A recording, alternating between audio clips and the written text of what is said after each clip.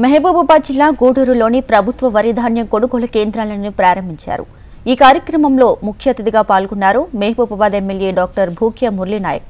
రైతును రాజు చేయడమే లక్ష్యంగా ముఖ్యమంత్రి రేవంత్ రెడ్డి కృషి చేస్తున్నారని మురళీనాయక్ అన్నారు. రైతుల బాగు కోసం నిరంతరం కృషి చేసే ప్రభుత్వం కాంగ్రెస్ ప్రభుత్వం అన్నారు. వరంగల్ రైతు డిక్లరేషన్ సభలో రాహుల్ గాంధీ తెలంగాణ రైతులకు ఇచ్చిన మాట ప్రకారం 500 రూపాయల బోనస్ ఇస్తుందని తెలిపారు. ఏకకాలంలో 2 లక్షల రుణమాఫీ చేసిన ఘనత కాంగ్రెస్ ప్రజా ప్రభుత్వానిదే అన్నారు. గూడూరు మండలంలోనే 6 ఐకేపీ సెంటర్లు, ఒక 14 సొసైటీలతో పాటు 5 జీసీసీలను కొత్తగా మేము ఏర్పాటు చేయడం జరిగింది.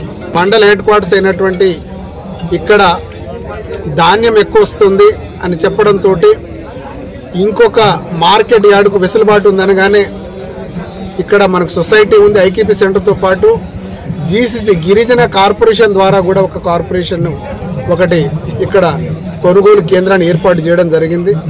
గత ప్రభుత్వం బీఆర్ఎస్ ప్రభుత్వంలో ఉన్నప్పుడు ప్రతి బస్తాకు 4 నుంచి 5 కిలోల తరుగు తీసి మాయిశ్చర్ సరిగా లేదని, అదేవిధంగా దుమ్ము ధూళి ఉందని చెప్పేసి రైతులను చాలా రకాలుగా నానా రకాలుగా ఇబ్బందులు పెడితే వాళ్ళను అందుకే కాంగ్రెస్ ప్రభుత్వం చిత్తశుద్ధితోటి ముందుగానే టార్పర్లను ఏర్పాటు చేసి వచ్చిన సరుకును వెంటనే మిల్లర్లకు అప్పజెప్పి కాంట్రాలు చేసి తొందరగానే తరలించే దిశగా కాంగ్రెస్ ప్రభుత్వం ఉంది.